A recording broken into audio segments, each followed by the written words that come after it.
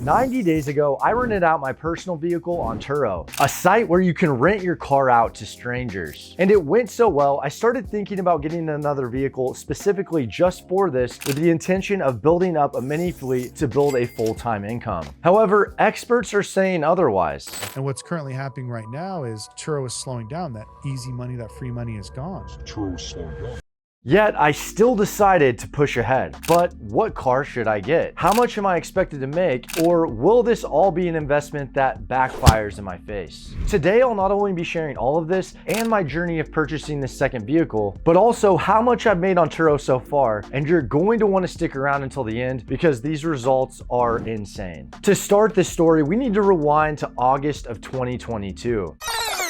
I had a YouTube subscriber tell me about a buddy of his who was crushing it with Turo, and I figured I would throw my car on the app just to see what would happen, with the goal of paying for my insurance and gas each month, which comes out to be around $250. I have a 2014 Nissan Xterra, so I decided to give it a go. Now, when I do something, I do it all the way. So I found a guy on Fiverr to help me write good copyright for my listing, as well as a guy to help me edit the photos that I wanted to upload. And after listing my 2014 Nissan Xterra at a competitive market price, I got a booking relatively quickly. However, before this trip actually started, I remember being absolutely terrified that someone was renting my car, and all of these terrible scenarios started going through my head. What if they wreck the vehicle? What if they don't return the vehicle? Or a number of different things that could go wrong. But I decided to push through with the trip just to see what would happen, and I knew that Turo had insurance as well, so I selected the strictest insurance package, and I went ahead and I rented my car out. And over the next 3 months, I ended up getting about 10 trips and profiting about $1,300 after fees. And this is when I started to think, well, what if I had two vehicles? But where do I start? Should I buy a Tesla, a Lambo, a 1970s Ford Bronco? There's someone in my area renting a Bentley Continental for over $700 a day. Now, Turo does have a profit estimator where you can plug in your make and model of vehicle and location to see about how much monthly you could make, but I went ahead and I plugged in my vehicle and the results weren't even close. So here's what I decided to do. I went ahead and I made a list of every vehicle in my area that had over 5-star reviews, and my goal here was to compare all of those vehicles to my vehicle. Now, I knew not everyone who rented left a review, so what I did was I looked at my total trips compared to my number of reviews, and I took that ratio to everyone's reviews to see how many actual trips did people book. So in my example, I had about 7 reviews and 10 trips, and I took that ratio and I compared it to every other listing. But that's not all, because we need to know how much each car was profiting on each trip. And even though cars cost different prices, we know trips can range in days, because a trip can be 1 day or it can be 30 days. So as a sample, I found out that I was making about $135 profit per trip. I then took that times the number of monthly trips per vehicle to get an estimated monthly return on each vehicle. And here is what I came up with. Now, if you do want this Excel sheet showing what I did, you can download that below. And while you're at it, you should think about hitting that like button as well. Now, the top car in my area was a 2019 Tesla doing about $1,400 per month in profit. On the lower end is this Fiat 500 doing about $200 per month. So from here, I decided to take it a step further. I wanted to know, if I were to buy a vehicle, how long would it take for me to break even on that vehicle if I was looking at it strictly from an investment perspective. So I looked up each car on Kelley Blue Book, a site that estimates car values, and I estimated these vehicles for their year and at 80,000 miles. I then divided that by the monthly income to see how many months would it take for me to break even. So yes, that Tesla was making $1,400 per month, but it's also a pretty expensive vehicle, taking me about 25 months to break even. But then I decided to sort this specific column from lowest to highest, and this is when I found this gem. This 2015 Jeep Grand Cherokee that costs about $13,000 is doing over $1,100 in profit per month, meaning that I could recoup this investment in supposedly 13 months. However, I'll explain later why that's not necessarily true, but I knew this was the one I wanted, so let the hunt begin.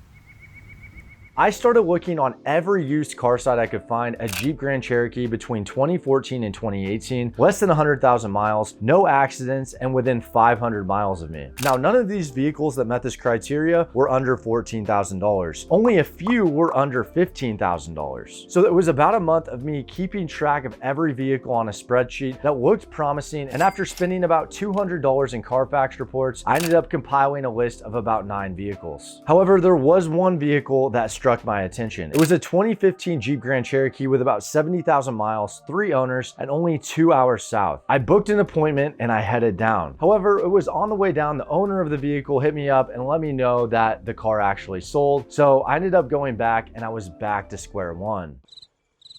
But staying patient paid off, or so it seemed. It was a week later I found this beauty. 2 days after posting, it was a 2014 Jeep Grand Cherokee, 1 owner, 96,000 miles, and no accidents, and it was about 5 hours north of where I live. And it was priced at just under $14,000. And not only was this one of the cheapest ones in my area, but it was one of the cheapest vehicles in the nation at this mileage and year. So I scheduled the appointment for Friday morning, or Black Friday, the day after Thanksgiving.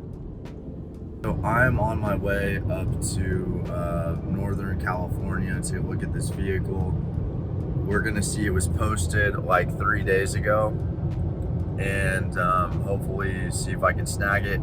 Upon rolling up to the dealership, I could see the car parked and ready to look at. My goal here was to talk them down from about $14,000 down to $13,000. Now it was looking really clean, so I asked to take it for a test drive and to take it to a third-party mechanic that I found on Yelp to do a vehicle inspection. Now I always choose a third-party vehicle inspector when doing something like this to make sure that they're not being biased or paid under the counter by the dealership. However, when calling a lot of these mechanics, many of them were closed because it was the day after Thanksgiving. Luckily, I found one of the top ranked ones in the area less than a mile away from the dealership, so I took it over. But let me take a step back. When doing these vehicle inspections, the goal is to not only find anything wrong with the car in case you're buying a dud, but it's also to find small things wrong with the car. That way you can use it as negotiation for talking the price down. So this could be brake pads, engine, literally anything. But specifically when it comes to vehicle inspections, I wanted to use a very specific vehicle diagnostic scanner that can track problems with the engine that are otherwise hard to spot. Now this one in particular didn't have that tool I was looking for, and I called 10 other mechanics and I could not find another mechanic that had this tool. The dealership said they had one, but it turned out not to be the right tool I wanted. I almost decided to not go through with the inspection because they didn't have this tool, but I'm lucky I did, because here's what I found out. Okay, so I just found out that there is a leak in the oil coolant and the spark plugs need changed.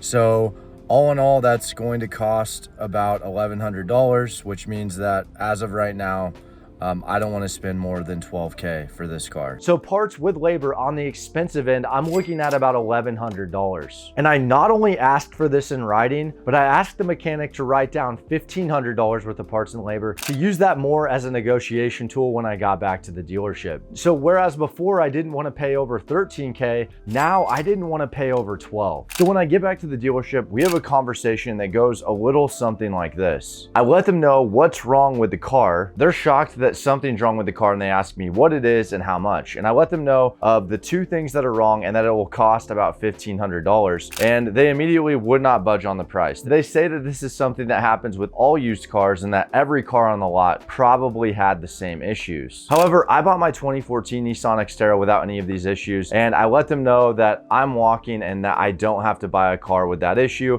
if they're not willing to come down. So I get in my car and I'm driving back home. But I'm 1 minute away from the dealership and I decided to call my dad and ask him what he would do if he were in this scenario. He asks me again, what's wrong with the car and what are the costs? And I told him, and he said, honestly, I would just see if they would go lower, maybe not 12K, but maybe closer to 13. So I decided to swallow my pride. I went back to the dealership and I said, look guys, I want to work out a deal. They said the best they could do is $13,750. I still couldn't do that, so I countered them at $13,250 and I ended up getting the car for $13,400. But how much am I actually into this car? Because there are a lot of additional costs that we have to include. And this is where things get really interesting, and stick around until the end because honestly, I'm pretty shocked. So here is how much I'm into this vehicle that was priced at $13,995. First, I talked them down to $13,400. But then we have to throw in these fees. So there's the registration for $300. Tax in California is $1,300.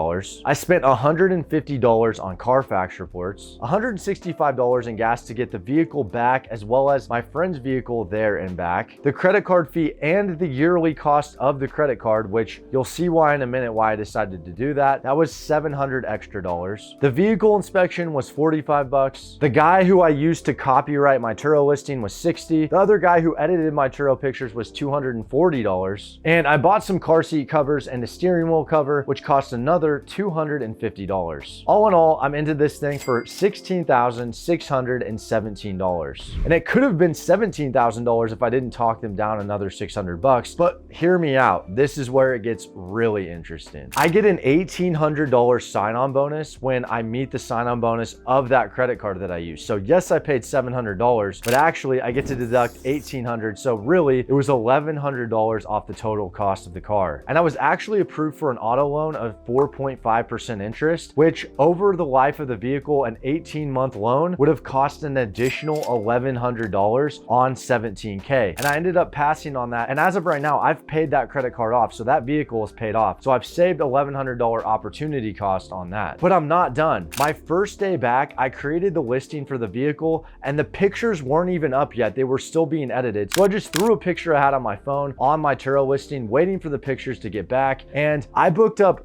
3 weeks and about a day of this vehicle being on the Turo listing, which takes off an additional $470 profit, taking my total cost of the car down to $14,300. Now, as of right now, I do have this vehicle listed at $63, but I think once I get the good quality pictures back and I hit all-star host status, I can at least bump this up another $10 a day. The main competitor in my area is actually charging $20 more a day for this same vehicle. And to have this vehicle paid off, meaning this is a free vehicle by the end of 2023, I need to profit $1,200 per month. And if I want to extend that out for 18 months, let's say a year and a half, that means I have to profit about $800 per month. And my goal is to do that with both vehicles that I have and maybe get 1 or 2 more depending on how things go. Overall, I think Turo can be a great side income depending on your vehicle and location. Now, there is talk of the used car market pulling back, which I wouldn't be surprised if it does. But if you're buying this as an asset and not a liability, and you're buying smart, I don't think it's going to really matter that much. I think it's smart to buy base models and not go for something luxury like a Tesla or something along those lines, and test out your area. Even if you're in a small town, you might have less competition than a bigger city, and you never really know until you list your vehicle. I really recommend getting a professional copywriter and someone to edit your photos. Yes, this may cost you a couple $100, but it will be well worth it even if you just get a couple of bookings. And on that downloadable sheet that I